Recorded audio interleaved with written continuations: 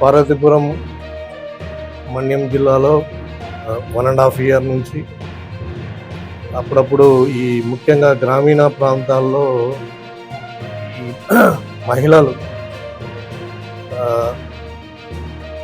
వారి యొక్క మెడలో ఉన్న చైన్స్ను లాక్కొని వెళ్ళడం అంటే చైన్ స్నాచింగ్ ఇవి రిపోర్ట్ అవుతూ ఉన్నాయి.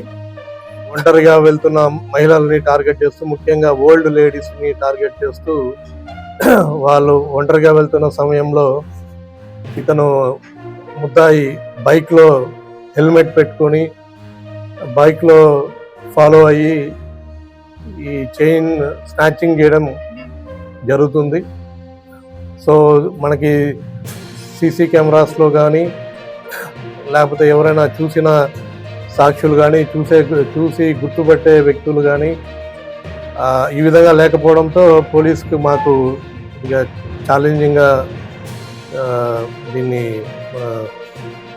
మాకు ఛాలెంజింగ్ పరిస్థితులు ఎదురైనాయి. సంబంధించి మేము 16 చైన్లు రికవర్ చేసి ఇవాళ మీరు చూస్తున్న డిస్ప్లేలో ఉన్న ఐటమ్స్ ఇవన్నీ కూడా రికవరీ చేయడం జరిగింది. దాదాపుగా 265 grams వర్త్ 40 lakhs ప్రజెంట్ రేట్లో. సో అన్నిటికన్నా ముఖ్యమైనది మేము చెప్పదలుచుకుంది ఏంటంటే ఎప్పటికప్పుడు ఛాలెంజింగ్గా ఉన్నా కూడా పోలీసు మా పని మేము చేసుకుంటూ నిరంతరం వీటి మీద వర్క్ చేస్తున్నాం. సో ఈ గత ఆల్మోస్ట్ 2 years నుంచి ఈ చేస్తున్న పబ్లిక్ని ఇబ్బంది పెడుతున్న ఒక చైన్ స్నాచర్ దొరకడం సంతోషంగా ఉంది.